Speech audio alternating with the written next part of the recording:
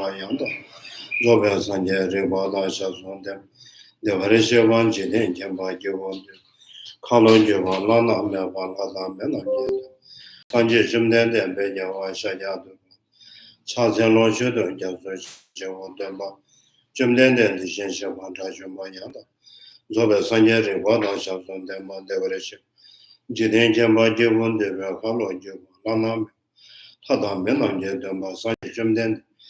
Bejawa Shajan to Mala Sats and Mojo Jazuchia. The Ma Jumden and the Jinsha Wanda Jumayana. Zobe Sanje, Ripada Shazun, the Mondevreship. Jidin Jamba Jivon, the Velcano Jiva Lana. Tada Menan Jedamba Sanje Jumden and Beja. Shaja to Mala Sats and Mojo Jazuchia.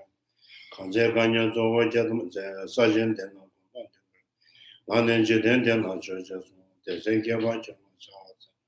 Namda Goma Chodo Sozama Yishi Jazu Sejan. Taban Jidensuna, Lamia Gombo Shonye Jama. Essential Demo Timenda Vision, Sendo Rawa Jama. The region of Sivasuma Janya Maintain Jama. Gombo to Jason and Bottom Jason. Sonoma Danger. The Jason Laza, Zeno Tabian de Shato, giving his own. Chedo Denum Shogin was in Yurgen Laza, Zeno Tenetre. Lama Tsongkapha the nation get on my Kendalanya Charles and the Wachi and Judge Rangi Simon to the tenant Sanje Temple, Kamada. You must have a sugar the melon motor, gender bondization. Solomon Dia, Tom Jesse, why you command and the Union doctor, got on not she will look. Civil Sol and one Joe. To the teacher, the blessed one, the one around beyond. The foe destroyer, the completely perfected, fully awakened being, perfect in knowledge and in good conduct, Sugata, knower of the world, supreme guide of beings to be tamed, teacher of gods and humans, to you the completely and fully awakened one, the blessed one, the glorious conqueror, the subduer from the Shakya clan, I prostrate the offerings and go for refuge. To the teacher, the blessed one, the one gone beyond, the foe destroyer, completely perfected, fully awakened being, perfect in knowledge and in good conduct, Sugata, knower of the world, supreme guide of beings to be tamed, teacher of gods and humans, to you the completely and fully awakened one, the blessed one, the glorious conqueror, the subduer from the Shakya clan, I prostrate, make offerings, and go for refuge. To the teacher, the blessed one, the one gone beyond, the foe destroyer, the completely perfected, fully awakened being, perfect in knowledge and in good conduct, Sugata, knower of the world, supreme guide of beings to be tamed, teacher of gods and humans, to you the completely and fully awakened one, the blessed one, the glorious conqueror, the subduer from the Shakya clan, I prostrate, make offerings, and go for refuge. When, O supreme among humans, you were born on this earth, you paced out 7 strides and said, I am supreme in this world. To you who were wise then, I prostrate. In pure bodies, form supremely pure, wisdom ocean like a golden mountain, fame that blazes in the 3 worlds, winner of the best, to you I prostrate. With the supreme signs, face like spotless moon, color like gold, to you I prostrate. You are immaculate, the 3 worlds are not. Incomparably wise one, to you I prostrate. The Savior having great compassion, the teacher having all understanding, the field of merit with qualities like a vast ocean. To you, the one gone to thusness, I prostrate. The purity which makes one free from attachment, the virtue which frees one from the low realms, the one path, the sublime pure reality, to that Dharma which pacifies, I prostrate. Those who are liberated and who also show the path to liberation, the holy field qualified with realizations, who were devoted to the moral precepts. To you, the sublime community, the attendant virtue, I prostrate. Do not commit any non-virtuous actions. Perform only perfect virtuous actions. Subdue your mind thoroughly. This is the teaching of the Buddha. A star, a mirage, a flame of a lamp, an illusion, a drop of dew or a bubble, a dream, a flash of lightning, a cloud. See conditioned things as such. Through these merits may sentient beings attain the rank of all-seeing, subdue the foe of faults, and be delivered from the ocean of suffering, of aging, sickness, and death. Sanje Jona Soji Jona Ma Chanchu Pado Dane Jansu Shen Dagi Jansu Jibe Tsuma. Rola Pinche Sanje Juba Juba Sanje Jona Soji Jona Ma Chanchu Pado Dane Jansu Dagi Jansu Jibe Tsuma Jien Rola Pinche Sanje Juba Juba Sanje Jona Soji Jona Chanchu Pado Dane Jansu Shen Dagi Jansu Jibe Tsuma Jien Rola Pinche Sanje Juba Juba. I go for refuge until I'm enlightened to the Buddha, the Dharma, and the Sangha. Through the merit I created by practicing giving and the other perfections, may I quickly attain the state of Buddhahood for the benefit of all sentient beings.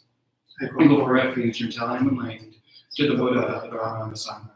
Through the merit I created by practicing giving and the other perfections, may I quickly attain the state of Buddhahood for the benefit of all sentient beings. I go for refuge until I'm enlightened to the Buddha, the Dharma, and the Sangha.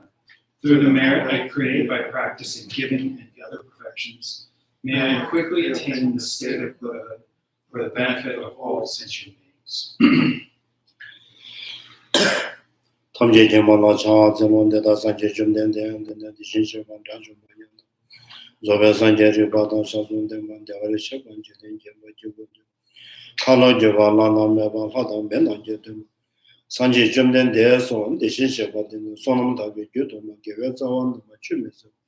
Sebe Rabdo Jemba Sonam Jederen Nam Jishi Beje Samban Nam Jedeba Tsenam Jemba Doje. Juremba Dumba Tonam Medemba Meba Deben Meba Nam Mobraka Shirim Sijemba.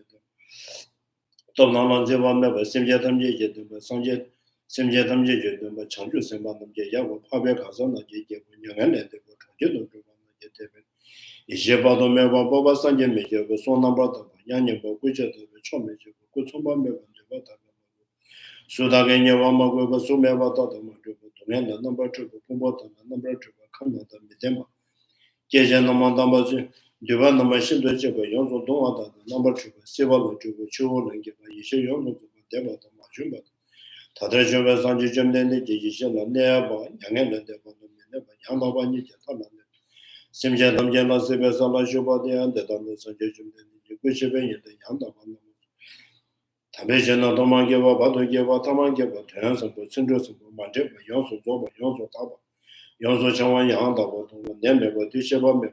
What the Diton material came so Jim Dended was a mature the one of the Yavajo on Sobe Chandu, Jumba mentioned about them. Temba Yuva Yuva Jeba, Tewashimberg, and the Lava Sugar, River Sugar, Tamba Sugar, Timber Sugar, Timber Sugar, Charge of a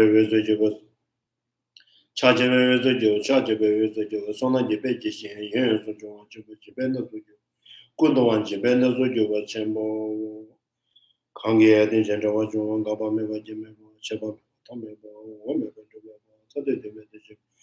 Giovanni Jishi, the Monzobe Sanya Manager, Tambata, and Charles.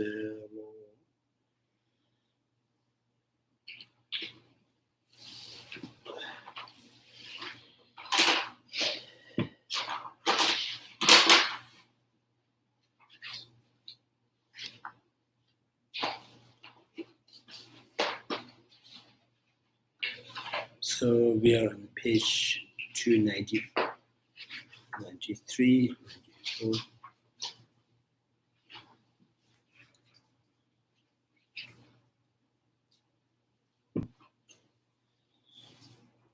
Yeah. The 400 stanza says, in whatsoever teaching one delight in, one should partake in this first. He who might come to be damaged, is no way the vessel of that teaching.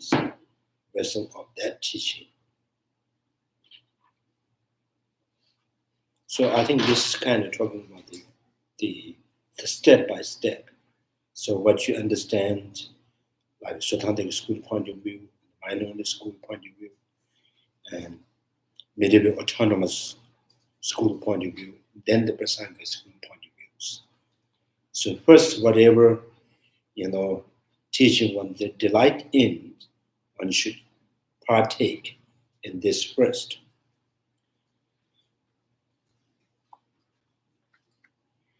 So I think this is also talking with when the Buddha says for the Siddhantic school, yes, there is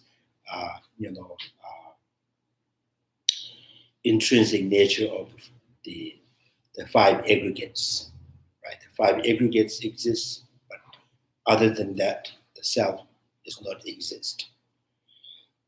And then some of the non-Buddhist school, someone who has background, strong, studied in non-Buddhist school, and for those, Buddha says, yes, the self is substantial, and the five aggregates are the burden, and the self is the one who carries these burdens. So there is the independent I. So now these who need to be taught that there is foundation consciousness that is separate from the sixfold collection of the consciousness must also be taught to reject external reality. So the school who assert that the foundation consciousness, so they also reject the external reality. External reality, like object of the sensual perceptions. So there is no external object of this five sensual perceptions. So they are therefore the suitable vessel for teachings suchness only in the terms of emptiness of substantial subject object dualities. Since they do not know how to present the causal relations between karma and its effect without embracing the consciousness, our consciousness they characterize in the above term, they are referred to as those who cannot understand the most profound truth. So the question of whether the foundation consciousness separate from the mental consciousness has been taught. Many scriptures, such as 100,000 line in the perfection of the wisdoms, mention sixfold collections consciousness when listing the classes of the consciousness. Thus, many sutras do not speak of more than these sixfold collections. So there are two categories of the scriptures: those that possess foundation consciousness and those do not. In the same vein, when the revered Maitreya expound the meaning of these scriptures in his differentiations of the middle and the extremes, ornament of the Mahayana Sutras and the differentiations of the phenomena, their ultimate natures. He presents the standpoint that accepts the foundation consciousness in the absence of external reality. In the contrast, in his ornament of the realization of the sublime continuum, Maitreya presents the standpoint that does not present foundation consciousness and does not reject external reality. The great masters, Asangas, too, did not interpret the intention of the sublime community continuum from the Chittamatra standpoint at all. Rather, they expounded the text from the Madhyamika perspective. Furthermore, in this commentary on the sublime continuum, Asanga explained the following manner various scriptural proof cited from the Abhidhamma in his summary of the great vehicle to establish the existence of the foundation consciousness. So, Maitreya Buddha, Prajaparamita Sutra, the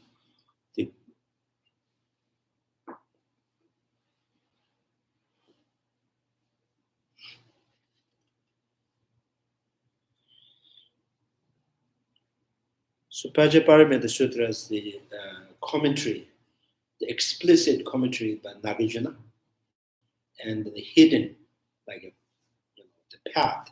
So the commentary by comment by Asanga. So the Asanga text, so it did not really accept the foundational consciousness, and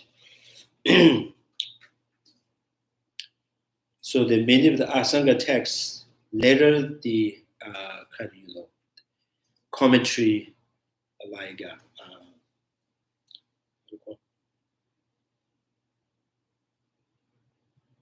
Chandrakirti and those a little bit like they refute the external reality, external object, and also not accepting the foundational consciousness. So a little bit like minority school, and then more with middle school.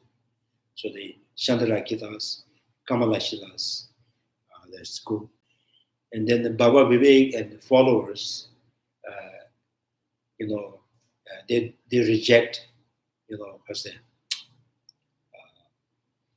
the minority school point of view, like external reality, and the rejection of the external reality.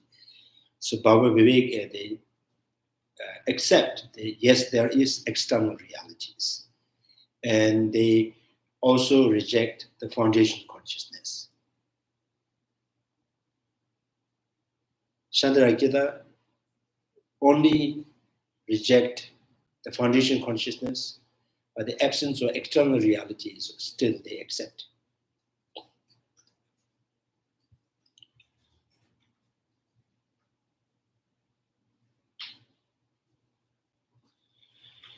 The Buddha said that although the Tathagata element that constitute in the essence, in the presence, in the sentient being, they do not recognize it.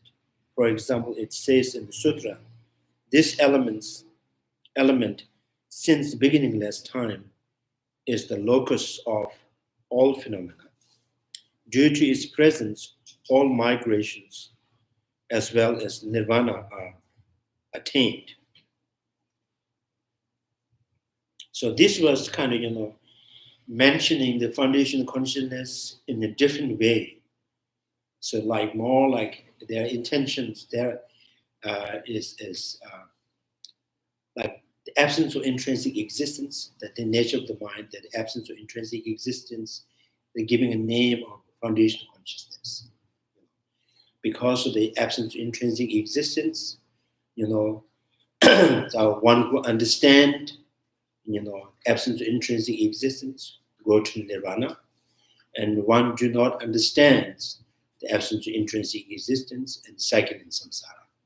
So the absence of intrinsic is the basis for both, So misunderstood samsara, understood nirvana. It almost sounds like they're making Buddha nature into a type of consciousness. Yeah. Okay. Instead of it just being like the quality that all things. Yeah, I think why we say the Buddha natures, I think here two things saying absence of intrinsic existence. That is the reality, the conventional realities. Everything is absence of intrinsic existence. So now it says because of the absence of intrinsic existence, then there is the law and cause and effect.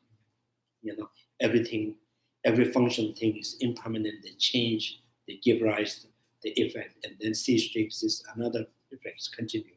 It's because of the absence of intrinsic existence.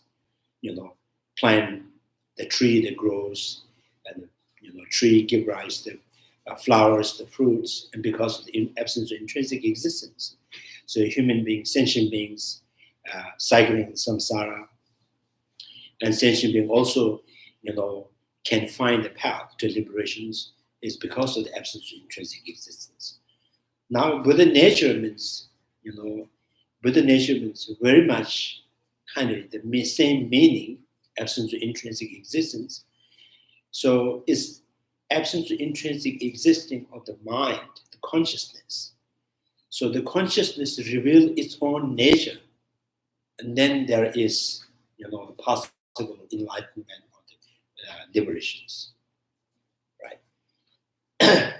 So the trees, the flowers, that they have no way of understanding the nature of itself.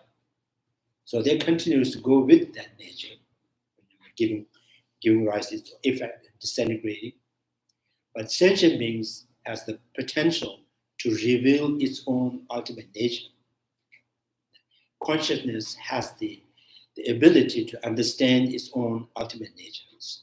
When the consciousness understands that, reveal that, the ultimate nature, then consciousness can be free from the afflictive emotions. The ultimate nature. That is Buddha nature. The ultimate nature is absence of intrinsic existence. Yes, yeah. So the absence of intrinsic existing is the basis for everything, right? So because of the nothing intrinsically exists, everything is relatively happening. So therefore, the trees can grow, and tree can die, and flower blooms, and flower disintegrates, and they give rise to fruit because of the relatively existence. So relatively existing also is the one of the reason why sentient beings cycle in samsara. Relatively existing is because of that, and some sentient beings find the path to liberation.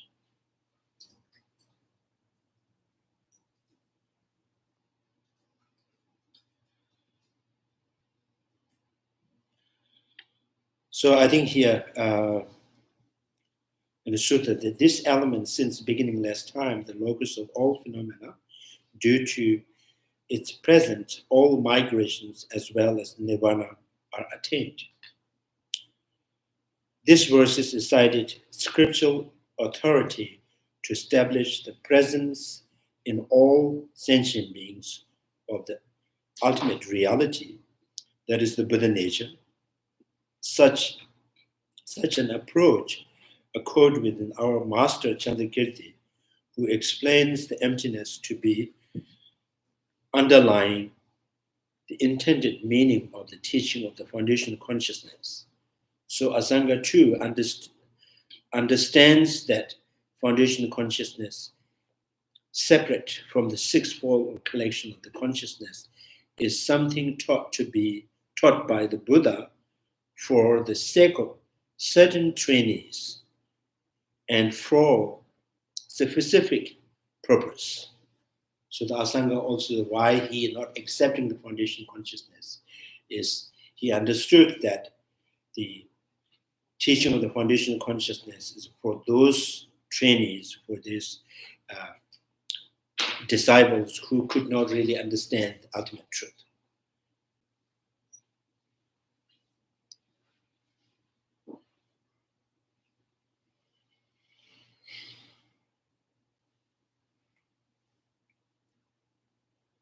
So I think very similar. The absence of intrinsic existence is the same meaning as relatively existence. And then when you think about the reincarnations, reincarnations reproduce.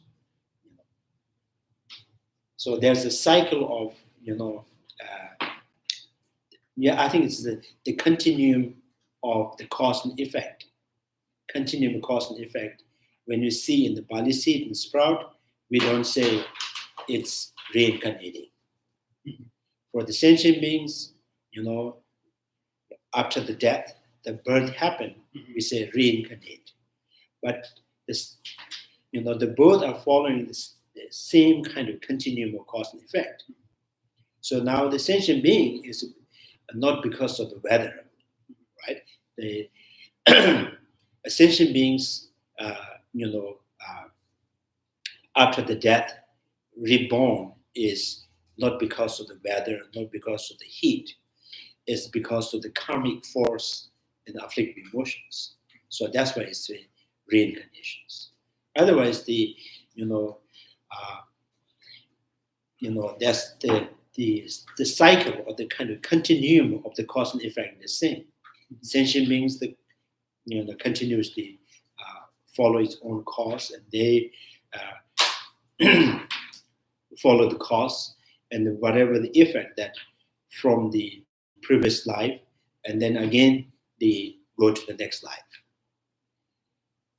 So the barley seed give rise to the barley sprout. Barley sprout again leaves the barley seed, and that give rise to another barley sprout. So they continue milk to the yogurt.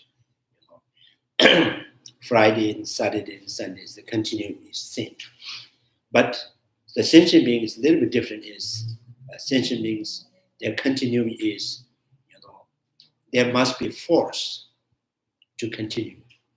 The force of the continuum is the karma and afflictions.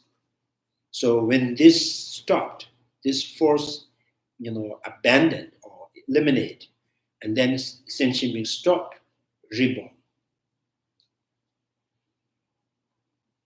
I think reborn means, sentient beings do not, once they eliminate the force of the karma and the afflictions, they do not born again, from the same force of the karma and afflictions. So then, that's end of cycle. Maybe interpret that, the sentient being, stop. Born means now, arhat do not, have any functional things. So arhat, and then some sutras say arhat will born in the pure realms, and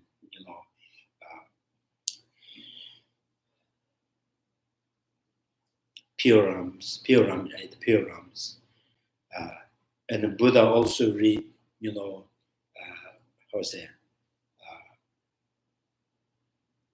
we say the Buddha Shakyamuni, before the born as Siddhartha, in human being, he was in the 33 realms. 33, right? Tushita realms. So question is, when he was there, born in that realm, 33 realms, is it caused by karma and afflictions? And we say no. Right? So without force of the karma and afflictive emotions, so they can manifest anytime, whatever they want, whatever the colors, whatever the shape. So no longer there is the force of the karma and afflictions. So the sentient beings, always relying on karma and afflictions.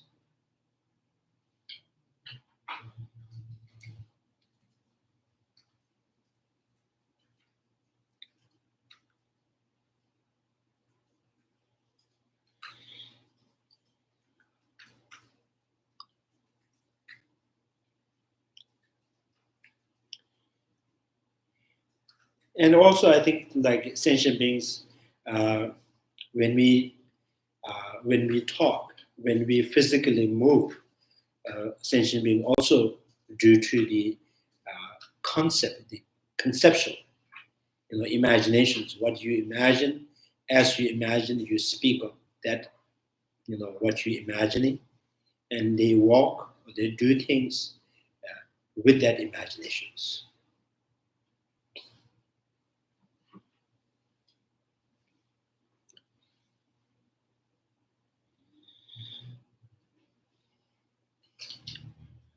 Now, the questions in that case that one might ask: how does one interpret the following in a commentary on the awakening mind, where it says that the foundation consciousness sustains existence?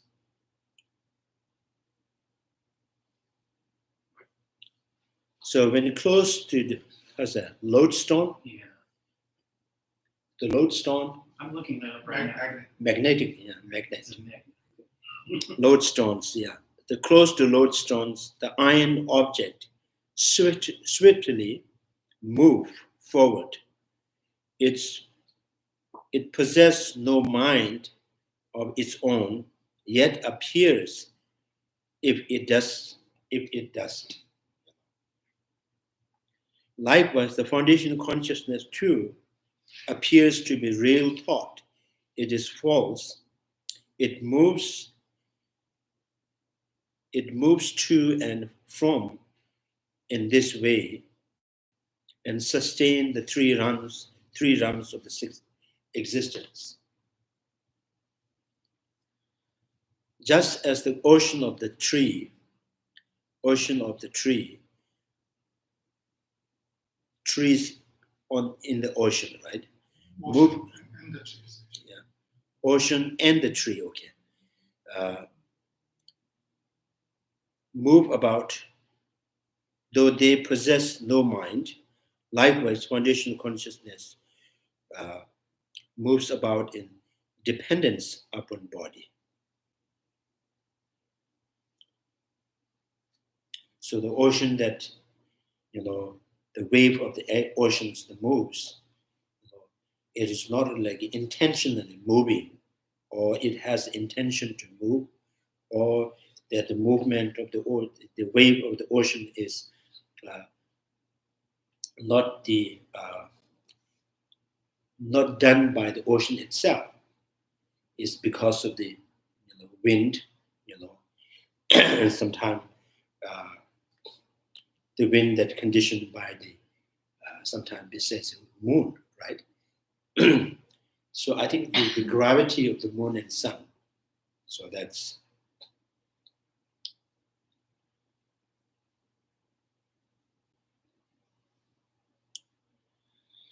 looks like, yeah. So when sun sets, the ocean pulls towards the ocean itself, right?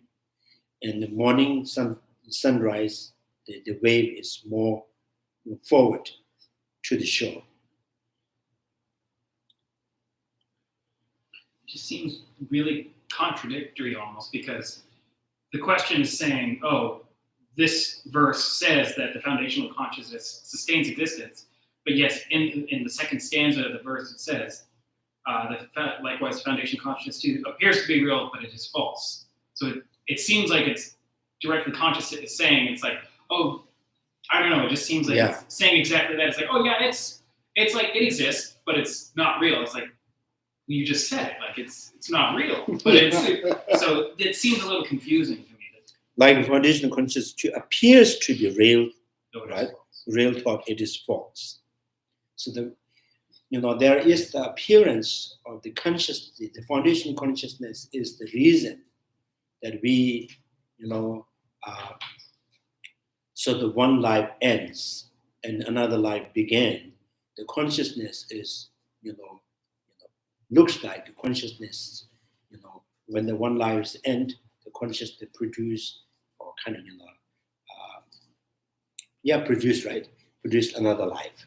So there's a foundation when it seems like this moving from one body to the another body. But in reality, the foundation consciousness is not moving, but it can be appears. It can be appears that foundational consciousness moves to one body to another body. So when you have another body and the foundational consciousness, and then you can say where it comes from. Oh, from the previous life.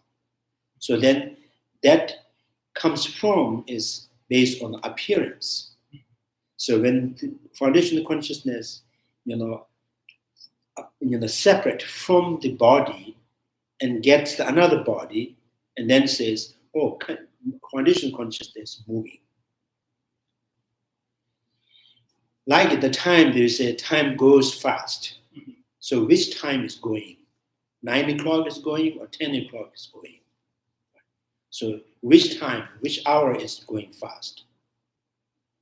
So 9 o'clock ends, and then the 10 o'clock. 10 o'clock ends, and then the 11 o'clocks. So it seems like from the 11 o'clock, it's when you look from the point of, from the 11 o'clock, or 9 o'clock is coming to the 10. Now 10 is coming to the 11. So when you look from the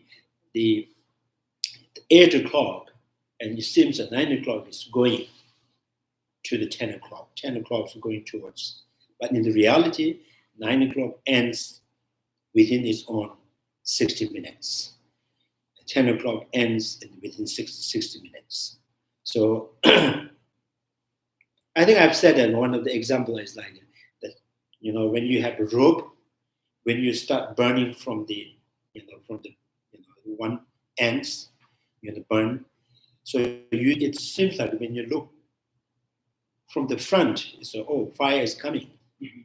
So where you burn, when you look from there, and the fire is going, right? In the reality, and if you examine that, how can that fire is moving? Fire is not moving. So like is the rope is like 1 foot. Each inch they burn and they die there, and then the one that is not burned yet and start burning. That is the only thing. But it can appear to the fire is moving from the, one edge to the another edge.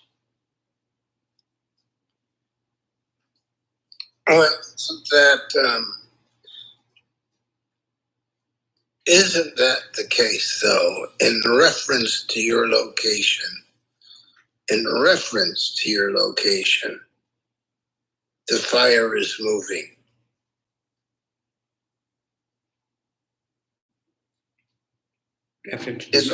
Yeah. Your referral is your location. If you're moving, you can say, and as you're moving, I don't know if you can just say,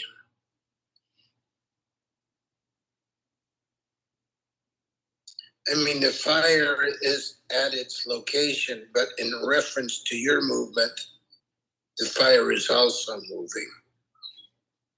As you're moving, the fire is moving in reference to your own location.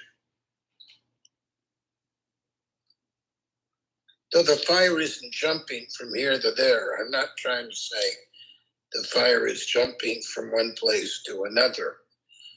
I'm just saying, when we talk about anything spatially, we use a reference point. And everything is in regards to whatever reference point you choose.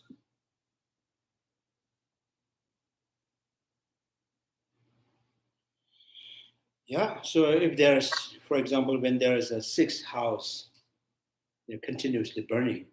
The first house is burning, right? So the fire and, anything that's flammable, so that's burning. And then the second house catch the fire. So the second house catch the fire. The fire is, whatever the flammable within the second house. So that fire is not coming from the first house. First house fire is done with its own, anything that is burnable, and then burn and finished. So then the fire catches the second house. So in that way, you can say, yes, the fire is moving to one, one house to another, and now it catches the five houses burning, right? So here it's saying the foundational consciousness is not by itself is doing, staying in this body and moving to another body, but the foundational consciousness with one body and the body that dissolve in space, and all the elements dissolve in space, and then have another body. So there is appearance of the foundation consciousness moving one body to another body. So in reference to the fire and rope example, we can only say that the fire is moving because of the convention that it's, because we're basing it off in each inch of rope that is going. Yeah. So the fire itself, without the inches or the movement, without the procession of the house is burning, we can't say that the fire is moving. Yeah. So like we can also say the life is slow, life is fast. So it seems life is slow and fast. Life is not really moving back, it's moving forward. So the life is moving forward, fast or the slow. Life that you're living is, kind of, the life that, life in Sunday is finished in Sunday. And the life in the Monday is begin with the Monday and finish with Monday, and then Tuesday life. So which day of that life is moving faster? The Sunday that you live is moving to the Monday, or life that living in the Monday, that life is moving. So now so this life is not moving, but there can be appearance of once the life of the Sunday is done and the life of the Monday started. So there's the continuum. So based on the continuum, you can project the going. So life is going. So if the life is too busy, you can say it's going too fast. But it's the 24 hours the same. But because of the busy, you say it's fast. But there's not busy, and then you say life slow. The life kind of expand. It's not expanding. But it's you can based on the appearance, you can say it's a busy life and slow life. Right. Anyway, so many times the language expresses from the appearance, something that appears to you, that you want to express it.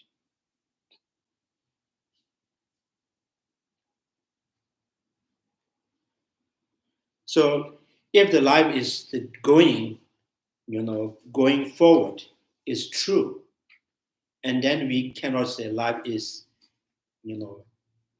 disintegrating. Maybe the same is the opposite. Life is disintegrating while it is going. So life is disintegrating means that today's life is disintegrate within the 24 hours of the day. So next 24 hours of the day is not the same day. So the one that is past is not going again, right? So which one is going? But there is a continuum. Then that's what you meant. The continuum is the basis to express the going, and then you can say yes, that's true. Otherwise, if the life is going from the Sunday to the Monday to the Tuesday, then you cannot say the life and the Sunday that you live is disintegrating. It's not disintegrating. It never disintegrates. It appears in the Monday. So Monday is not disintegrating because Monday is continues going to the Tuesday. So which means remain continuously and disintegrating is contradictory.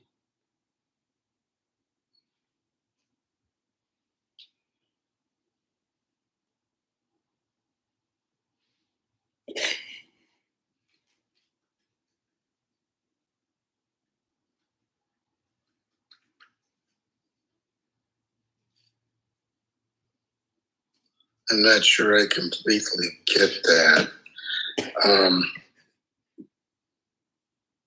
Isn't that what is continue is? Is disintegrate and it's a new one comes in. Yeah. So that continuum, definition of continuum. Yeah, that's the continuum. Continuum is, there is continuum, but there is no one single entity that repeatedly continue. Right. Right. So there's no one single life that repeatedly continue. Mhm. So when the one life ends, another life starts, and that life ends, another life starts. Mhm. So life's always disintegrating, Mhm. and then the still disintegrating is the condition for the continuing. Right. So based on the continuum, you can say, you can express is going. But that going is not really, how's there? There is no one life that, life that repeatedly existing. So not repeatedly existing is the reason that you can say life is disintegrating and continue, and that is the basis to say life is going. Now the question is, so is there any life that you live, is going forward, going to the future? So then in that case, if there is something, then the seed, the barley seed, should be going towards the barley sprout. The barley sprout should be coming from the time of the barley seed. And the yogurt must be coming from the milk, from the time of the milk. So any present time with milk, or must be going towards the time of the resultant time of the yogurt. So which means the cause is going to the future effect. Future effect is coming from its own, the past cause. So if the future effect is coming from the past cause, means the future effect must be there within the the past cause. So which means the barley seed has the barley sprout already. My next life is coming from this life. So that means, there is next life with me, is not yet manifest, but is still with me. Then how many lives do you with you? So I have 1,000 lives with me. So then, I have many lives. So if I got bored with this life, then I can go to another life. Looks like I have many houses. Well,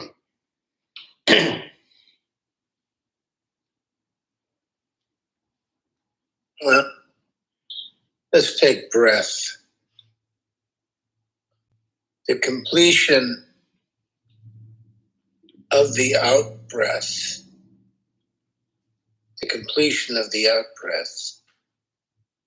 is now becoming the in-breath. As it completes and you reach the point where all the air is expelled, that's the arrival. There's a point, you could say there's a point of infinitesimally small rest, and now the air is flowing in.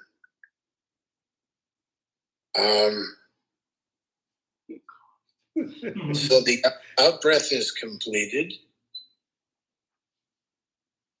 and assuming you're still alive and you haven't expired, the continuity is now going into the in-breath. The out-breath is decayed, then the in-breath is beginning. The in-breath reaches its point of maximum and then becomes the out-breath. Then you have no fresh air to breathe in. So no one is breathing in the fresh air because what you breathe out, and then you have to hold, oh, this is my air, okay? So just breathe in. So you just kind of, breathe in again and again. That's what you call, Recycle? Yeah, recycle. But I mean, in some sense, the air is being recycled to plants and whatnot. There is definitely a kind of recycling process with air, with the plants converting the carbon dioxide to new oxygen. But without breathing in, there's no new air. And whether there's completely new air, I guess you could say, well, it could be because of smog and oxygen depletion. But if you put that aside and you assume, you say you don't have a problem with the air getting so contaminated you can't breathe, is it not fair to say that yes, you are breathing in? It's not precisely the same air, for sure. But there is, with the in-breath, the arrival of new air.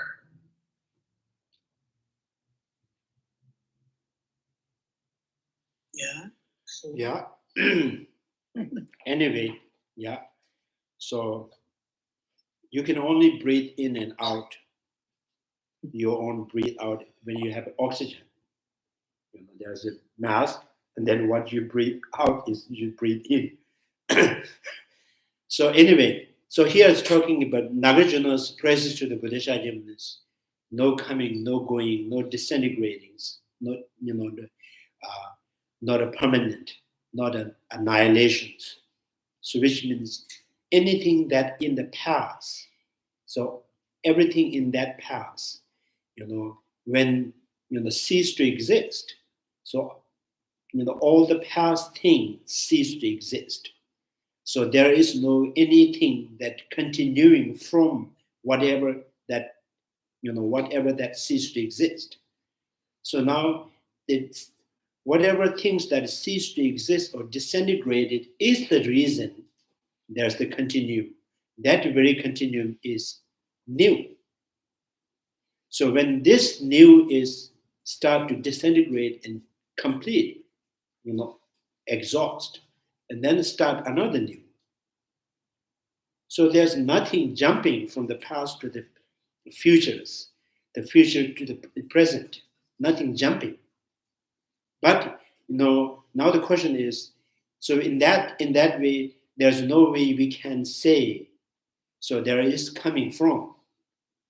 So yes, you can use the language there's coming from because this present is happened because of the past. So past is the reason the present happened. Therefore, you can say this is coming from that. The coming from does not literally, kind of take the meaning like the very present is the coming from the past. Things that is in the past, the very thing that in the past is not going to the futures, but there is connections.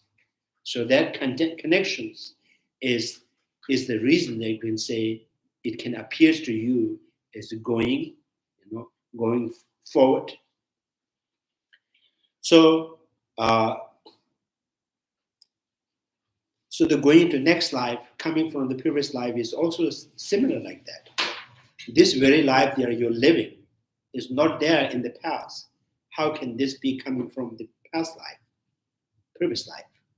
So we say coming from the previous life means the experience, the informations, the kind of the habits. So the habits that is continuing. Right? So this very life is because all the influence, the habituations are because of the past. So therefore, this very life is continuing from the past. So then that kind of continuum is the basis for the language to express coming from. Other than that, there is no permanent single entity repeatedly happening, repeatedly existing. So otherwise, it's hard to say that life is continuing and disintegrating. If disintegrates, it's not going to continue. Right. Continuum, I think we have said many times, right? The continuum means one manifests and that ceased, and then that another continues, and that ceased to exist, and another continues. So anything that continues from the past is follow, it follow its own the past cosmic condition. There is no mix together, like barley sprout sometimes follows the rice seed. No, not the tomato seed, but still continue. But they don't really, lose the directions. Mm-hmm. Yeah, right. It always follows its own cosmic condition. So that's the, I think, very basis they say, yes, life after life, continue.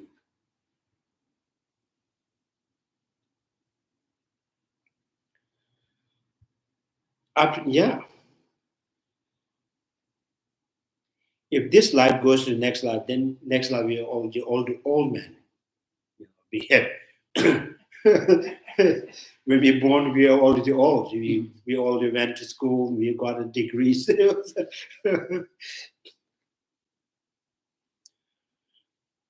So I think here is the foundation. Likewise, the foundation consciousness too appears to be real thought. It is false. It moves to and from in this way. And sustain three realms existence.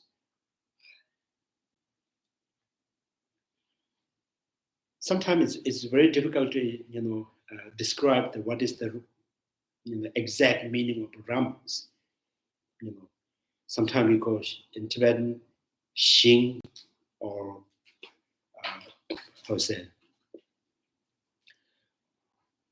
we call Deve Kam, Suyi Kam, Sumei Kam. The Kam means constituents. Something that is,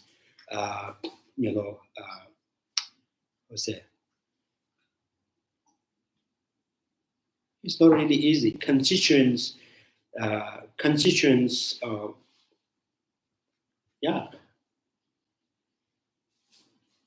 So it's kind of, out of, so Devekam means desire rams. Desire rams means there is the constituents, the elements that produce similar, similar like whole, desire rams, people, sentient beings, human being, right? So when we born as a human ram, so we kind of, there's some kind of common, common desirable for the human beings. So that is because of the karma of the human being. So the human beings share the same desirables. And then form realms shares their own desirable, the objects. So whatever the valuable in the form realms, not necessarily human beings find is valuables. Whatever the human being finds valuable, and is not going to be the same valuable for the form realm. So we just out of similar type of desires, because human beings most of the time their desire is depending on the sensorily, what you see, what you hear, what you taste. So that is the main desirable. What we see and what we smell, what we touch, is the desirums value on sensual object. So based on that, we can conclude, oh, this is the good for, this is good and this is not very good. So that whatever the sensual object, from the sensual object, anything that desirable, anything that is valuable, and that is totally not valuable to the form realm. Form realm do not give any value on the sensual object. So their desirable or the valuable is state of mind, right? So I think that's pretty much like something commonly we share something. So the Ram is like that.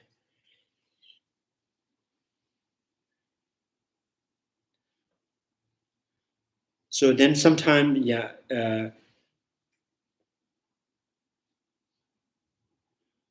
so the central objects become the valuable is because of the human beings, their the constituents of the element. So the heat, the moistures, and that constituents elements generates something that is desirable of the taste, sight, and sound, smell, textures. So it's created from, and then why these elements in the human body, it produce this kind of, give you the available in this, this kind of smell and taste textures. And then the elements in form Ram's body and elements in the God Ram's body, so they produce another way,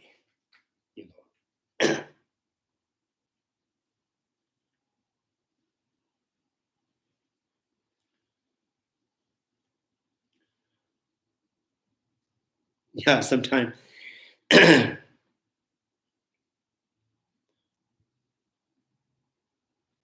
Anyways, now this going like here, foundation consciousness appears to be real thought. It is false. Just ocean and the tree. Yeah, the ocean and the tree. The tree that moves. We say tree is moving. The tree is not. Tree is moving because of the movement is conditioned by the air, wind, right? But you say the tree is moving. Barley seed is giving rise to sprout because the barley seed is conditioned by soil, water, and the wind. So, but still you say the barley seed is giving rise to barley sprout. You don't say the sun is giving rise to barley seed, barley sprout. You don't say the wind is giving rise to barley sprout. But the barley seed, to give rise to barley sprout, is conditioned by the sun and the wind. Right? So barley seed by itself is not doing right. So the tree moves, the ocean, they're moving. Likewise, the foundation of consciousness moves about in dependence upon body. So dependent upon body, with body, you can say foundation of consciousness moves to one life to another life.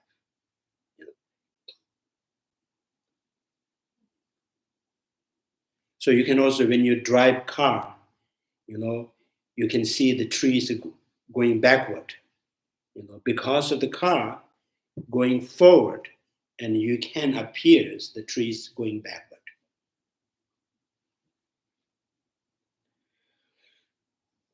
It is shown earlier in the commentary on the awakening mind, how the teaching of the mind only according to which, following the rejections of an external reality independent from the mind.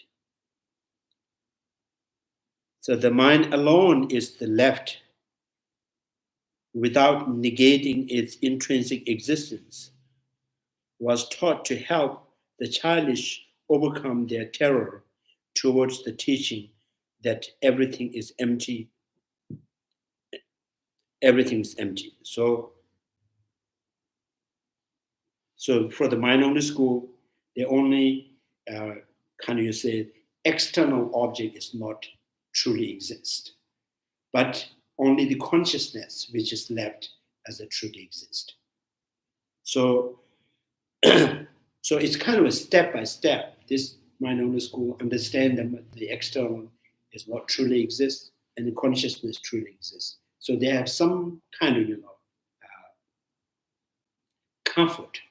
So not everything is empty. The consciousness there. And then gradually the same logic, same reason that you apply to the consciousness. And again understand, oh, consciousness too is empty intrinsic nature.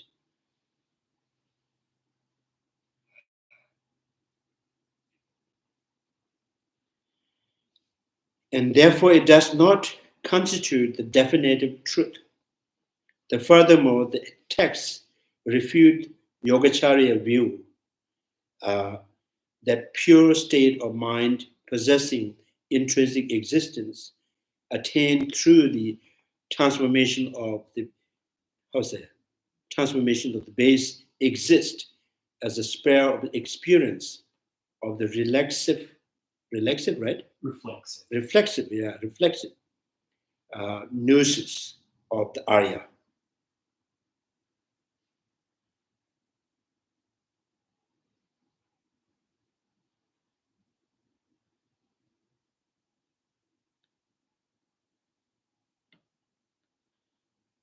Transformation of the base exists, right,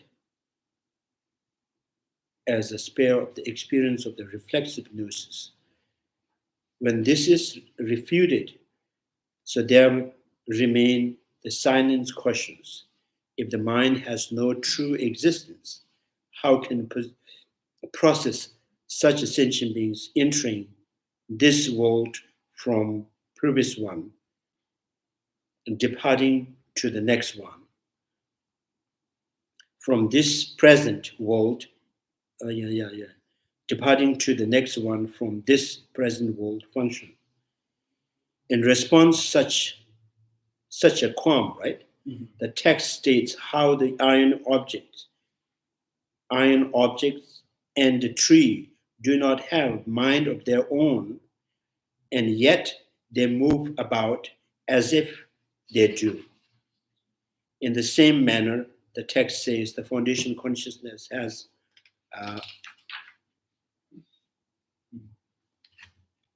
no true existence, and yet it is perceived with activities like living and entering, as if it does possess the true existence. So this text does not indicate that author accepts intrinsically real foundation consciousness as described in other treatises. So they just give the name for the foundation consciousness. Sometime in Tantrayana, they use the foundation consciousness and name to the total another meaning. So, kunshi, the nature of the mind is the foundation consciousness. Mm-hmm. So, from the nature of the mind, there's a samsara, there's a nirvana. So, kunjishi, the basis of all samsara and nirvana, is the nature of the mind.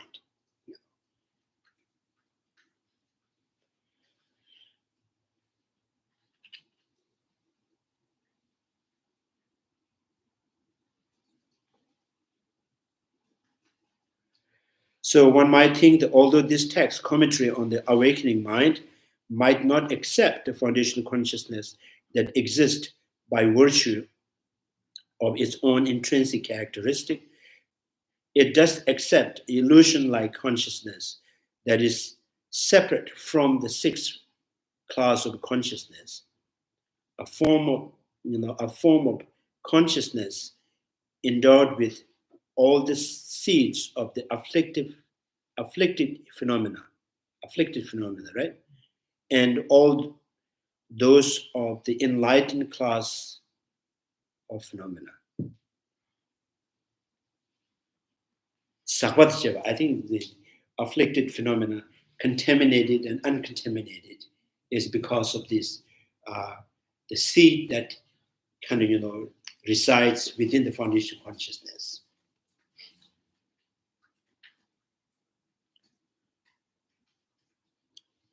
So this was usually in most of the time translations, contaminations they use. Now here is afflicted, he says. So why is, because the translator thought that sakwa dcheba means referring to the afflictive emotion. Sakwa dcheba means something that is contaminated by afflictive emotions is contaminated phenomena, right? So he just used afflicted with phenomena.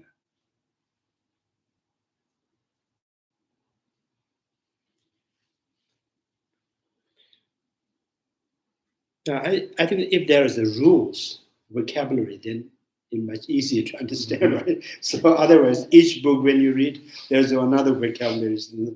In each vocabulary has different meaning.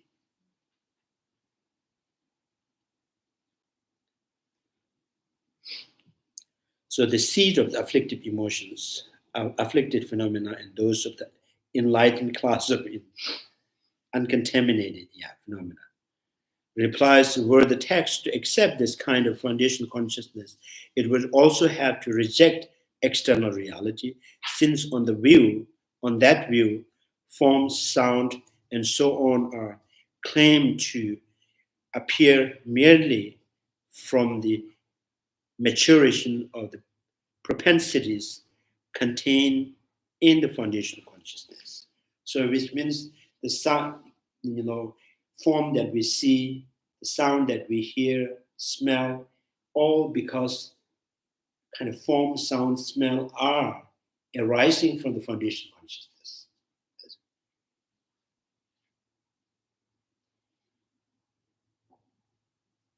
I think, that's a little bit true because like when we talk about within the human being, some people find like group of people or like India, South India, the food they find is more delicious. It's not necessarily very delicious in Northern India. Northern India is whatever they find delicious, not in. So it's just something habituated from the generations from generation. They keep eating that, and they make this more delicious. Mm-hmm.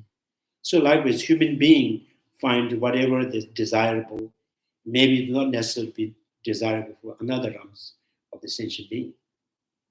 So, and now they're saying this whole coming from the foundational consciousness, which means the propensity, the habituations.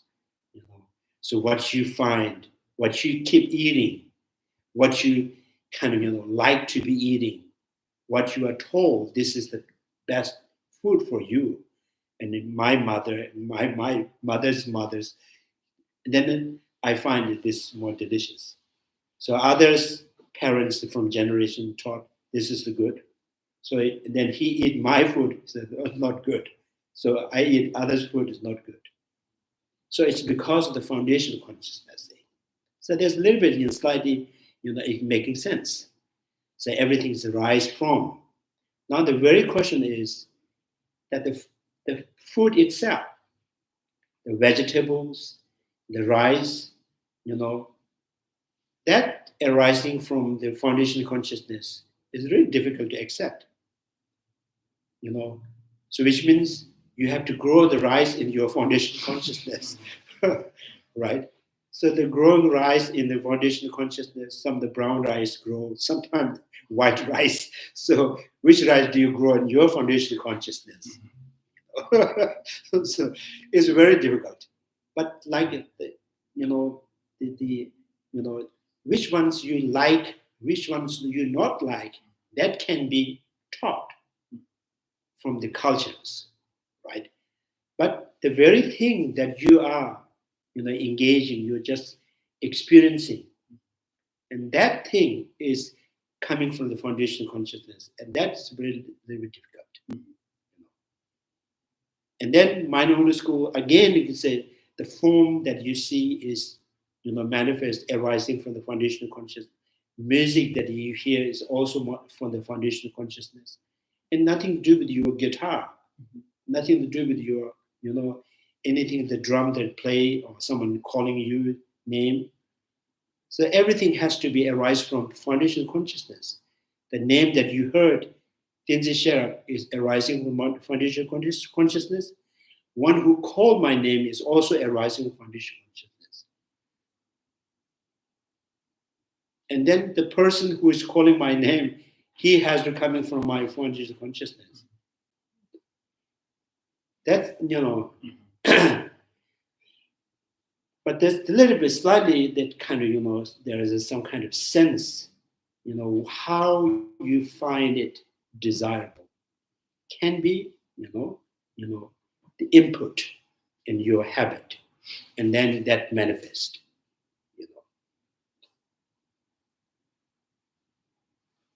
So usually in the monastery, sometimes you debate if everything is your arising from manifest from your foundational consciousness. When you go to the temple is arise from your foundational consciousness. People in the temple are also, arise from your foundational consciousness. So this is mind only school, right? yes, yeah, This is mind only. So mind only school, mind only school continues the saying that if then finally this is elements, the particles are all of mind. Other than that, there's no wind, there's no heat, there's no water, other than the consciousness.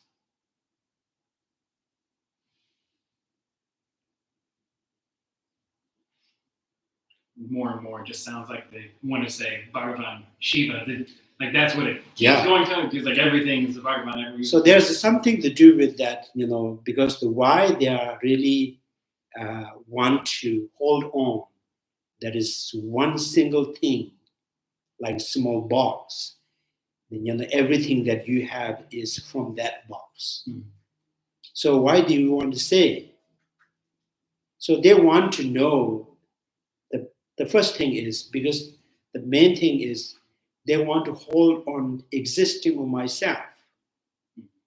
Existing of myself should have the, very reliable, sustainable, true basis for existing of myself.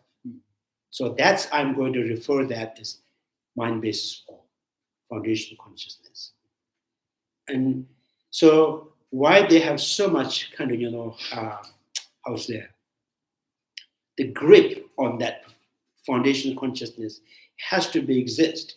This is the basis for existing of myself.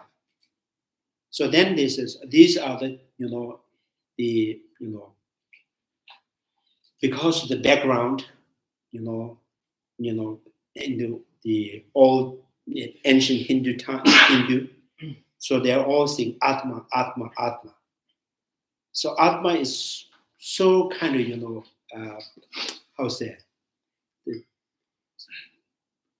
it's stuck in your mind. You cannot really, think beyond that Atma.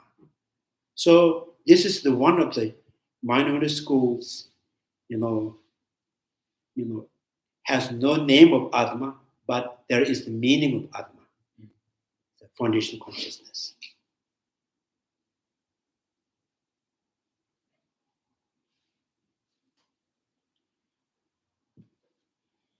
So I think that's the main thing is myself, I am.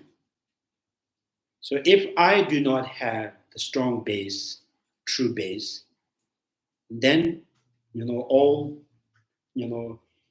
things that matter to you is no longer is, meaningful. So that if I have strong basis, true basis, so then I can say, this is good for me, this is not good for me. So I can think about the next life. I can think about enlightenment. I can think about, health, hungry ghosts, many things. The first of all, I am. That has to be truly exist. So at least there has a true basis there. So relatively existing is they find is very uncertain. The weather, the day. So one day is finished and another day is continue. If I am like that, then probably the tomorrow's I am is different from myself. And why we save, for old age. Why we think of retirement? Retired person is different from me. So they're going to youth, going to school, maybe they don't want to go to school. So, so one who get the degree is the other person. So here is even the yogurt, the time of the yogurt, time of the milk is the difference. But yogurt is no different from the milk. Milk is no different from the yogurt. Milk is turned into yogurt. Milk disintegrate but turn into yogurt. It's not going to dissipate. Mm-hmm. So that, minority school, they have, maybe it's difficult to understand that. If I exist like yogurt to the milk,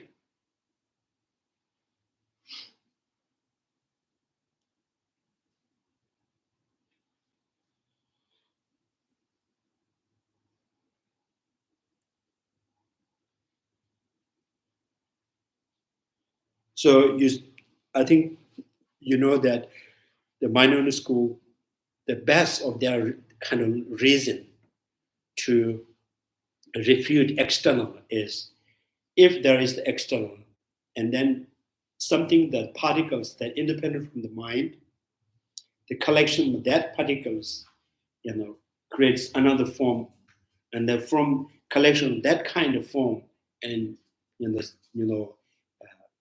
produce another bigger form, then we can see through eye consciousness. So there must be in the root, there must be the most minute particles which is remained independent from the mind. So if there is something, and then we can say yes, there is external. So the minority school says that particles independent from the mind, the minute particles, partless particles, is impossible. So why? If there's a minute partless particles collection of the 6 or the 7 or the 12, so whatever the gathering, if the minute partless is possible, how many how many things, minute particles you collect, still partless.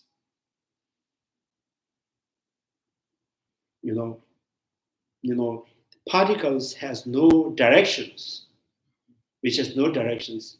So those are the particles, you collect 100 of them, still partless, right? The space, how many space there is no form. So minority school says there is no minute partless particle, therefore there's no external.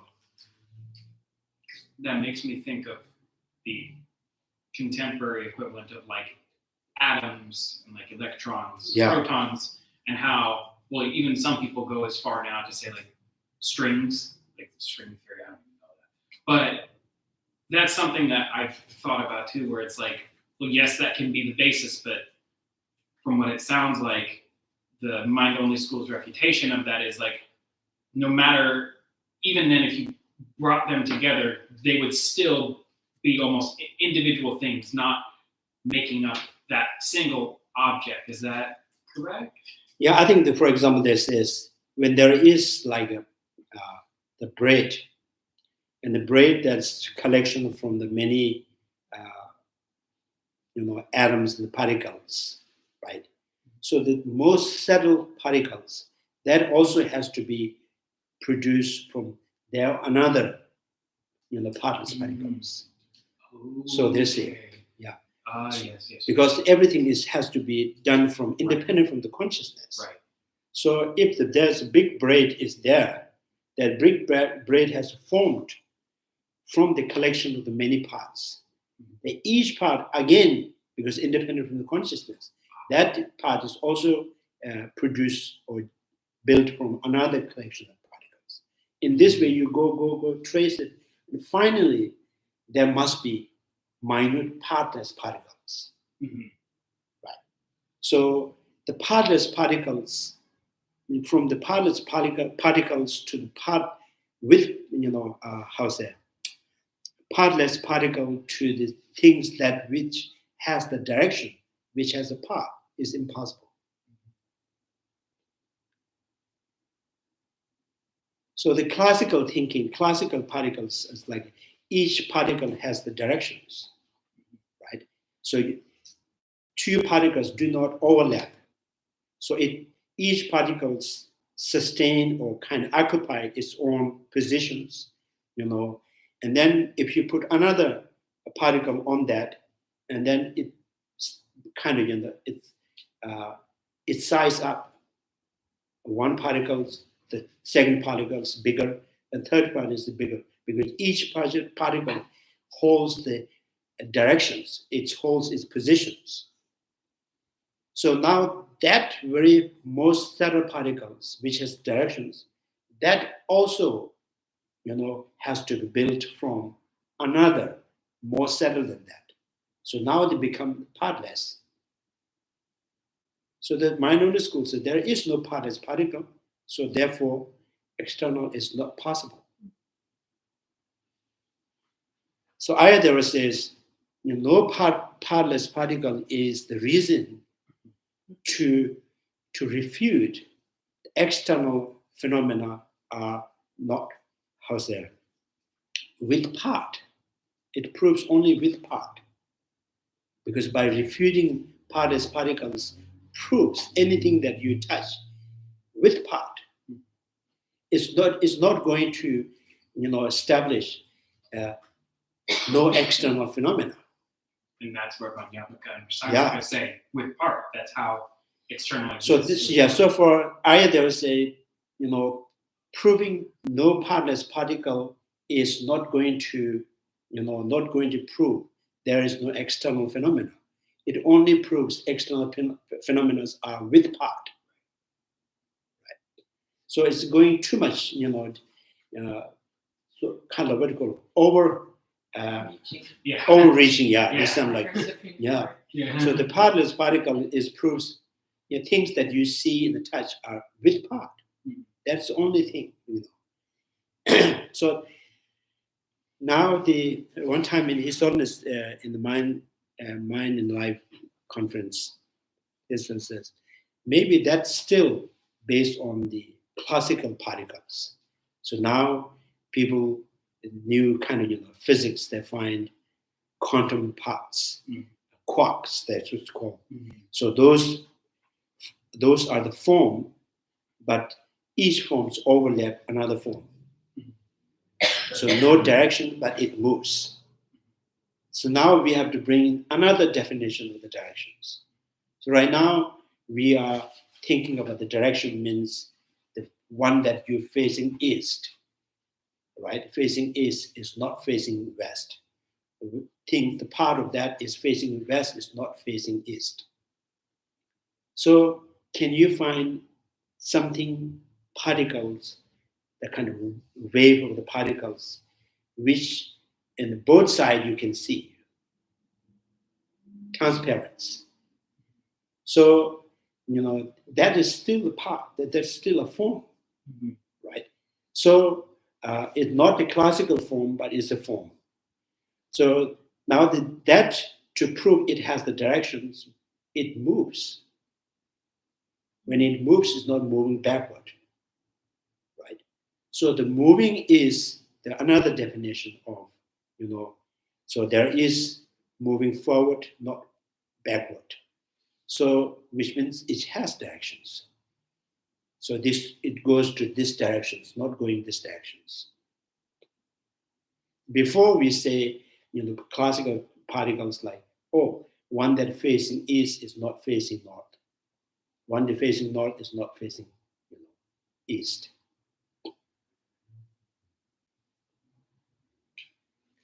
So the minority school, that's little bit overreaching,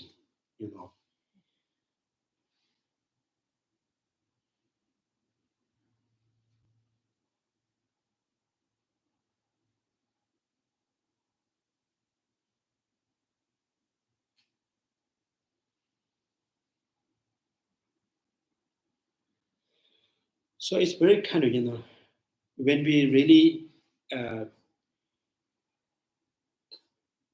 meditative mindfulness, the body, when think, so there is experience of existing of yourself. There's some kind of, physically you can feel, I am here. So so what makes you feel that, so you are this big and this small? So the heats and the airs are not you, but because of that, you feel I am this much big and I'm this much small. So the consciousness experience this kind of, the space of that, space of that. So that is the basis for you to think I am this much big and this much small. So the basis are the absence of I. The airs that your ribs are not you, but when you consciousness experience through the body, so you think I am.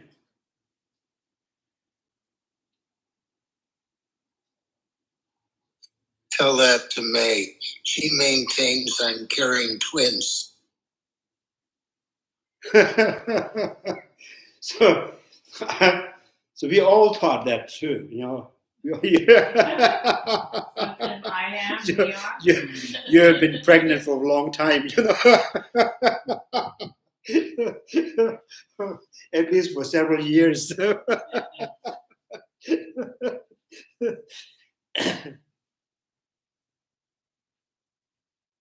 So I think that's there's a kind of a very mystery that what makes you feel that.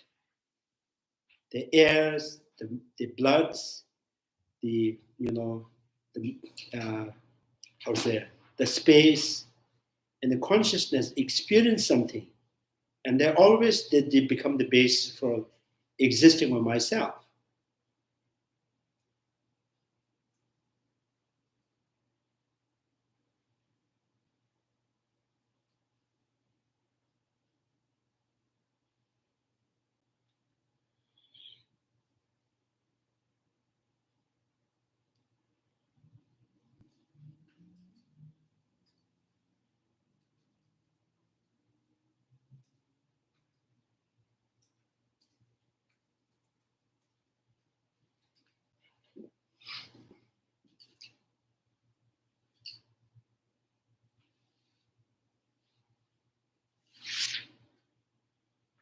Yeah, anyway, it is shown that the earlier commentary on awakening mind, how the teaching of the mind only according to which, following the rejections of the external reality, independent from the mind. Rejections, external reality, independent from the mind. So the mind alone is left without negating its intrinsic existence, was taught to the childish overcome their terror towards the teaching of everything is empty, and therefore it does not constitute definitive truth. Furthermore, the text refutes Yogacharya view that pure state of mind, possessing the intrinsic existing, attained through the transformation of the base, exist as a spare of the experience of the reflexive gnosis.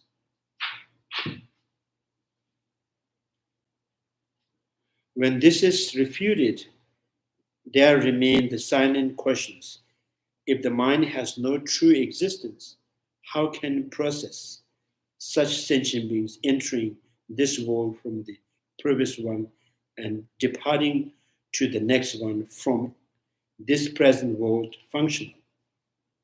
In response to such qualm, the text states how the iron objects and tree do not have mind of their own, and yet they move about if they do.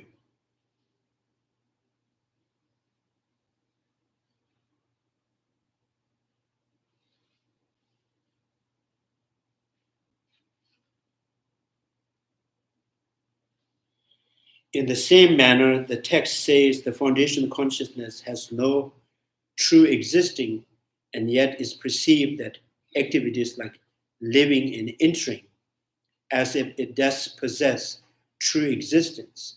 So this text does not indicate the author accept intrinsically real foundational consciousness.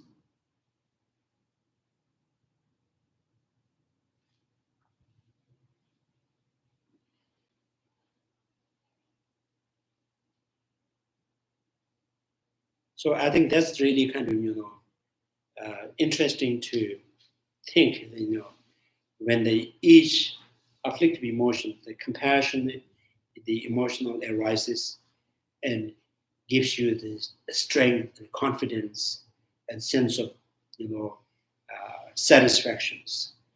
And anger, the attachments, and physically there's experience of discomfort. So now that discomfort is you experience within the physical. The physical means the air, the heats, the blood pressure going up like that. So now it says each do those elements have any desire, any intention, or to go up and down, right? So when the fear comes, body get cold, shrink, and then get angry, that expanded, like chest, what's that? Expand, yeah, chest expands. So this you see that, but in the physical level, you can see the air is doing this, but air by itself is not doing it, because each emotions connect to the physical, and physical react with that emotion. Right. So I think here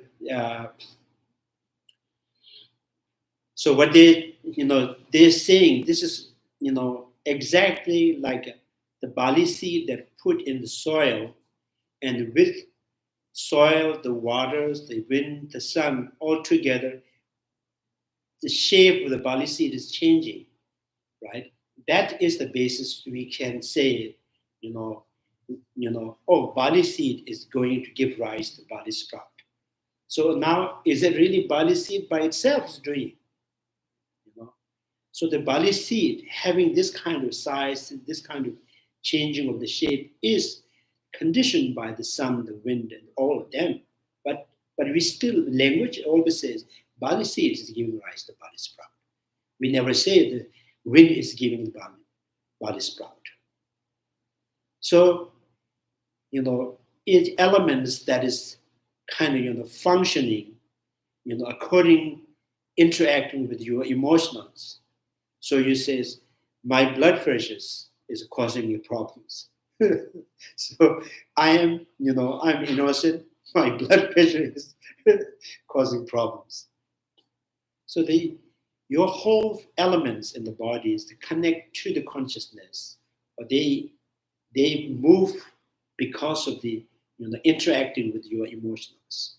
So that's why it's the generating compassion to give we say is calm, peace, satisfaction, joy. So the compassion is not by itself doing.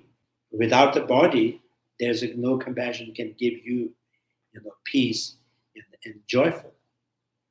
And the body, they alone is not doing that. So that everything is relatively interconnected. So the happy and not happy is relatively existence. There is no one intrinsic cause. There's no one single cause that can only give you happy, not suffering.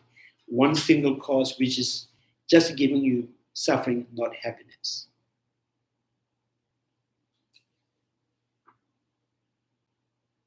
I think, that's why, the Hinayana path, just simply find the peace is, seeking for the peace, the permanent state of peace. They understand this negative emotional are the condition that, interact with your elements brings the discomfort and unpleasant experience. So they try to overcome the afflictive emotions. The Bodhisattvas seeking for satisfactions, joyful, bliss. So they have to, generate, expand the sense of care for every sentient beings without exceptions. With that, by that, they get more satisfactions, more joyful, more blissful.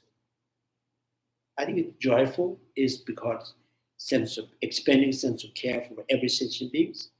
Peace because of, from overcoming the disturbing emotions. I think that's very logical thinking. Yeah.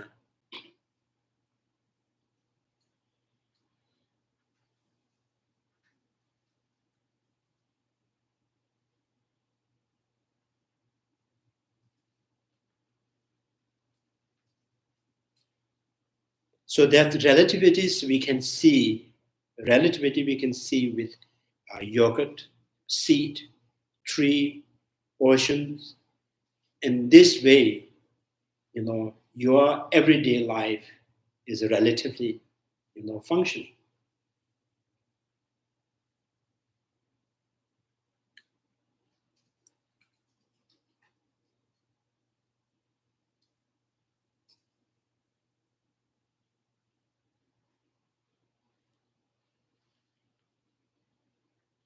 So like, pet, when the owner is happy and the pet shows the interact your happiness. When the owner is not happy, pet is always being disappointed.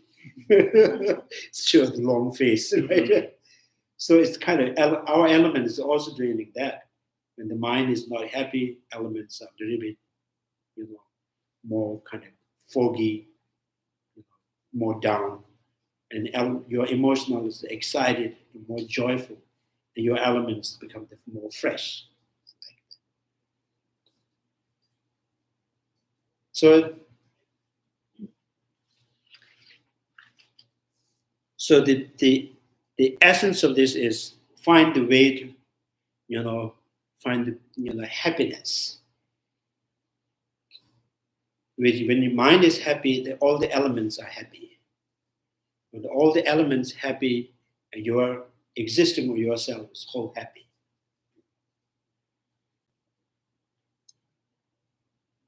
So happiness is not coming from one single cause. It's from many things together. So by refuting the single cause and uncaused, so we also reject the creator.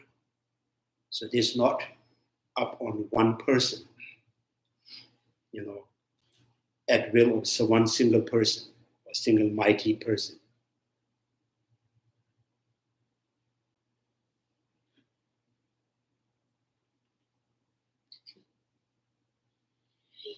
Yeah, any questions?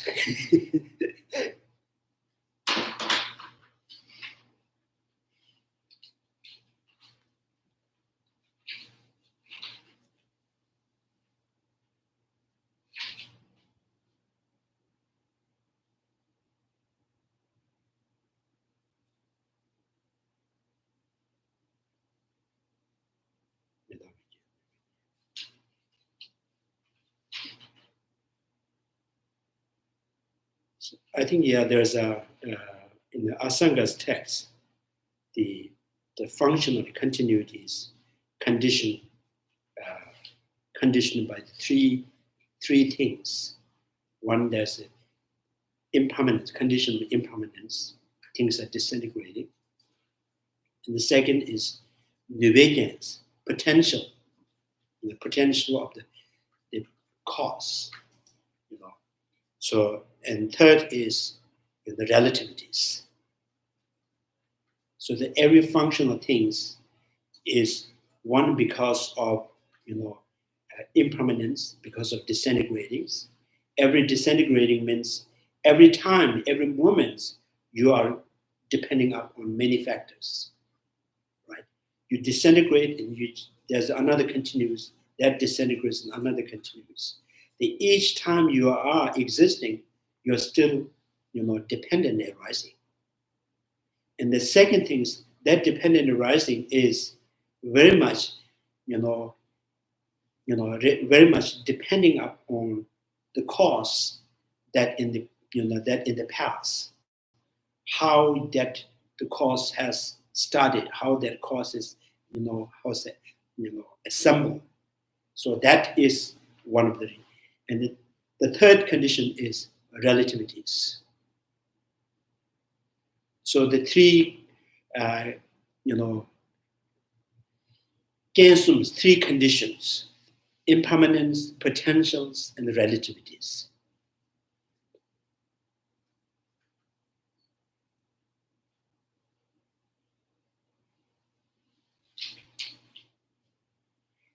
And then Chandrakirti added on that three as it become 5. Chandrakirti says, no without cause. That is one of the characteristic. And then the fifth, Chandrakirti added, no cause transferring to the effect. No effect transfer from the cause. So that is the whole, maybe whole characteristic of the functional things. So with 5 characteristics of the functional things. Nothing without cause, no cause that is sustained or maintained or remaining to the effect, and everything is, disintegrating, and disintegration is the continuity. Continuity is depending on the cause, the potential, right? So, and then every existing, while you're existing, is your existing is relatively exist. So there is no independent.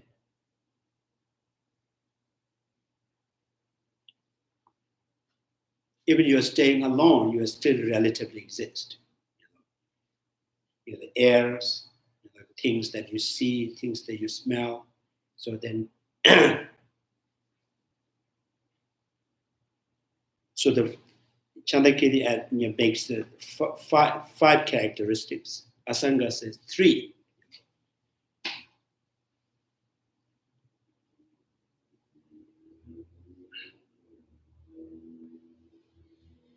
Yeah. Any other questions? Right-Sitting Sutra is supposed to be before the time of Asanga and Chandrakirti. When was it? When do you know it was written? Right-Sitting Sutra is more discussions between Shariputra and the Maitreya Bodhisattvas. Right. Yeah. But I mean, this sutra also contains these 5 characteristics of conditioned phenomena in there. Yeah. So I'm just thinking that which one came in first before Asanga, or whether this text came out after. Chandrakirti and Asangas, the Chandrakirti is earlier. Asangas, Chandrakirti after Nagarjuna Chandrakirti. Some master says Chandrakirti have met Nagarjuna. Some says not met. Still, yeah. And Asanga is born after 900 years after Buddha passing away. The Right-Sitting Sutra is supposedly written before Chandrakirti. Right-Sitting is during the Buddha. During the Buddha. And Walchapik, the discourse happened in Walchapik. When Buddha was there, and Buddha looked at the rice field, and then said, "Oh, bhikshus, whoever sees the dependent rising sees the Dharma. Who sees the Dharma sees the Buddha." Then Buddha meditated on dependent arising, and then that heard Shariputra, and Shariputra want this, have discussions on that, and then he went to the Maitreya Bodhisattvas, and then they discuss. So the whole discussions is started by the Buddha. That first line.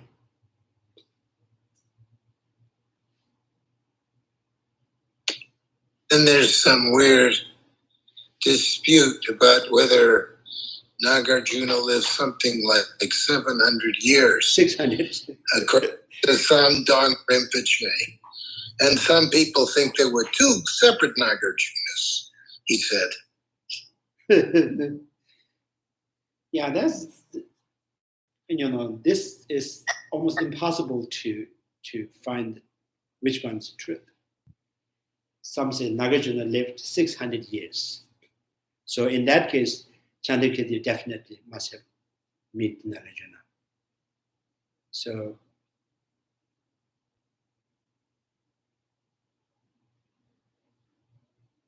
there's a story, the Nagarjunas lived 600 years, and one of his friends, the king, Bodhisattva, also lived 600 years. That, I don't know, that's true or not. Hard to say.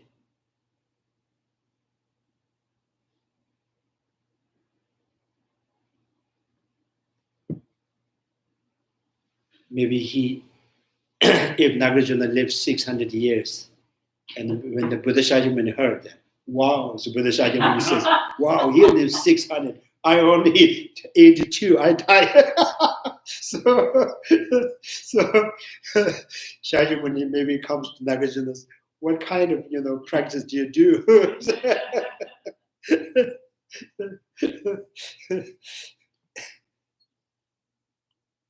So there's in the biography, Nagarjuna was, the astrology,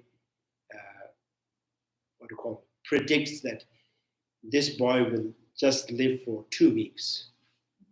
So Nagarjuna. And then their parents don't want to see their son die in the present. So there was one servant who carries this boy, that the last day he's going to die, and he was carried by the servant. And then there's a great sage, Saraha, right? Saraha met Nagarjuna, and Saraha says, "Give me this boy," and he took the boy and did some kind of rituals, and he raised the boy, so he lived very, very long.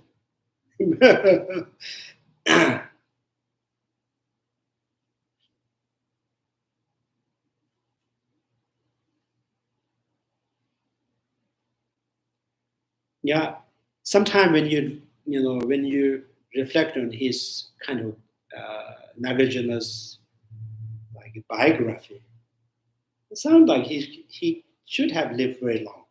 He did so many things, The text, so many textbooks, some of the stories, and some like what you usually we call bedtime stories. So there's so many the Nagarjunas, and Nagarjuna also did an experiment on how to, make the gold out of the particular ions. What do you call elixir, right? So Alchemy. I think. Yeah. Alchemy. Yeah, so that means he had long life. He did so many things, but still not sure 600 years or not.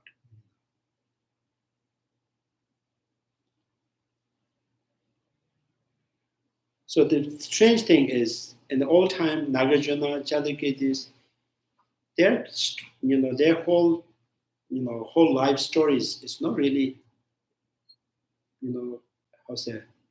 there's no whole life story. Only you can see the text they composed.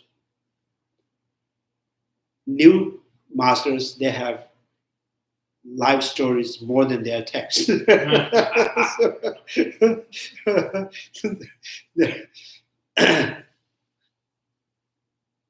And there are the short name, Chandrakirti, Nagarjuna, Aryadeva,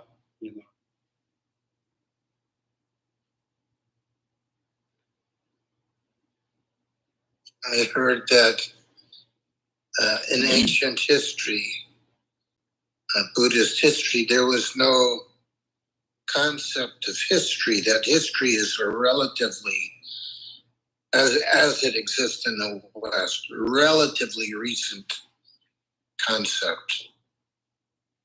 But I don't know if that's quite true, because the Greeks certainly had some great historians. Yeah, I think because it's called histories, so done by man. So, it's a man's story. So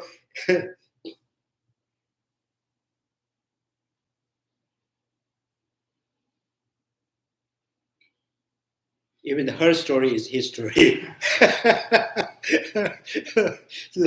What do you think, Geshe? Do you think there are arhats alive today?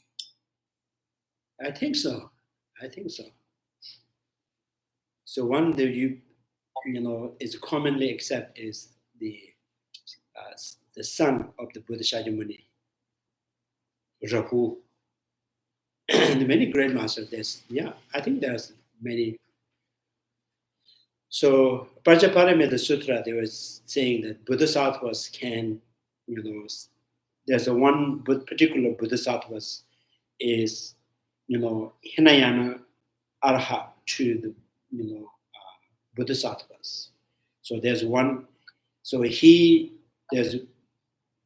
kind of the Bodhisattvas that the commitment, he says, until I reach enlightenment, I will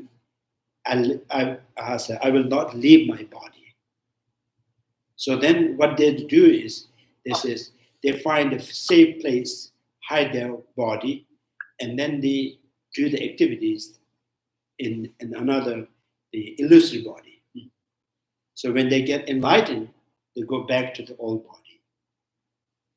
And then they kind of,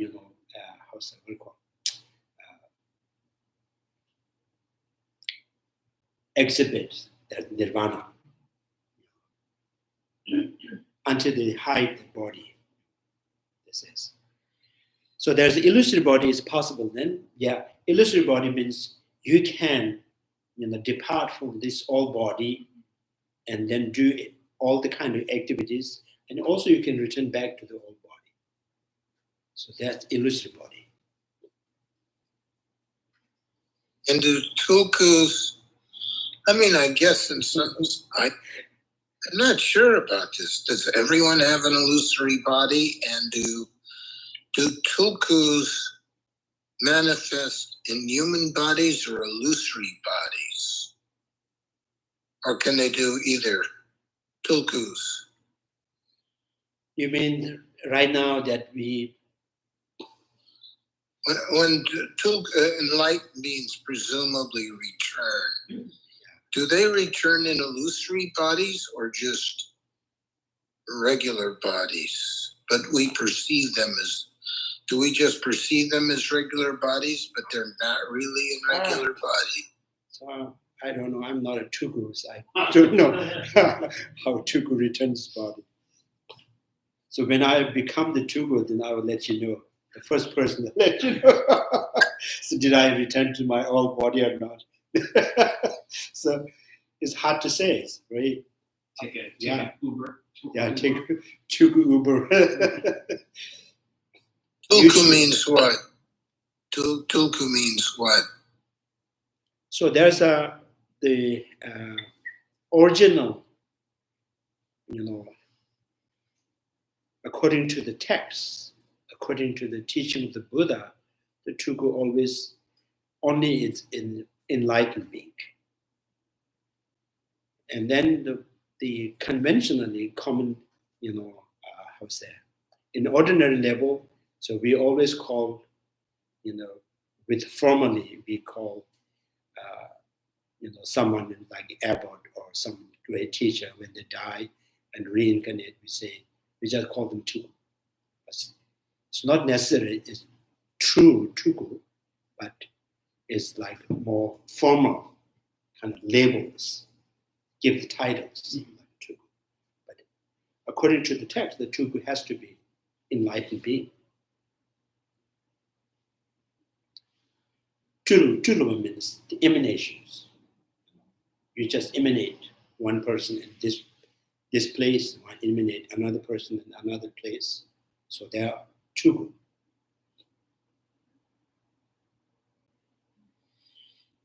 Tulpa, I think tulpa, what is the English word for tulpa?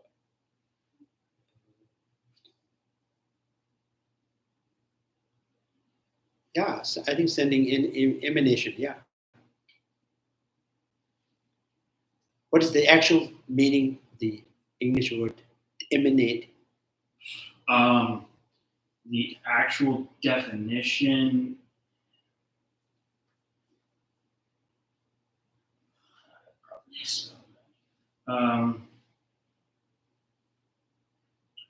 Emanation and animated is the two things, right? Emanate, issue or spread out from a source. Yeah. There's a source and then in the spread out. So one another energy from the source. So that's,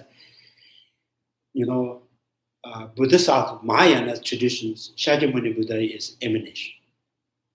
And Theravada traditions, he is not emanation. He is the real person, the original person. So Mahayana traditions, there is already Buddha, somewhere, and then he emanated after he got enlightened. Now he wants to exhibit in the human realm to how ordinary people to attain enlightenment. So in the Hindi they call lila, like in the exhibitions. Lila.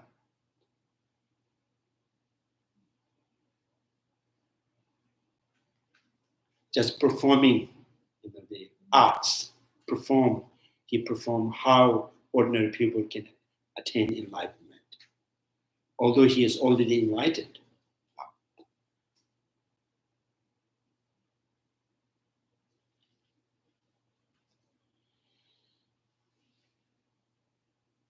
So Tulku, yeah. Now that we have more and more Tulkus,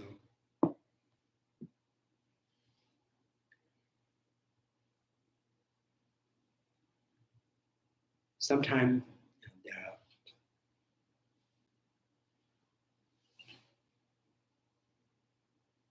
there's the reasons, I don't know, some people want to have, they want to have one Rinpoche, and there's the past, the Rinpoche has died, he left some wealth. So to continue to control that wealth, you want Rinpoche again. So they try to find, So otherwise, it's not comfortable using his wealth.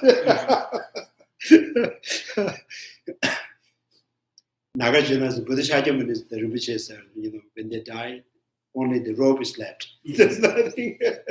So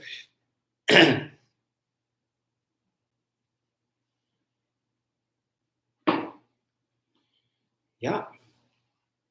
Chanju Simjo Rinpoche, Majeba na Jejuji, Jeva Nyamba, Mevanju, Kone Kodo Pevashi, Tonya Tawa Rinpoche, Majeba na Jejuji, Jeva Nyamba, Mevanju, Kone Kodo Pevashi, Pama Simjen Tamje, Dedan Tenjuji, Ngendro Tamje Tato Tonga, Chanju Simba, Kana Sushu, Tada Kunja, Molum Juju Ruchi, Karera Voko Vishi, House, Panda de Goma Luchu, Jerezo, Tinzin Jazu, Yishabe, Sede Badu, Tenjuji. May the precious Bodhi mind, not yet born, arise and grow. May that born have no decline, but increase forevermore. May the precious mind, realizing emptiness, not yet born, arise and grow. May that born have no decline, but increase forevermore. Due to all these merits, may all Father and Mother sentient beings have all the happiness, and may all the lower realms be unto you forever.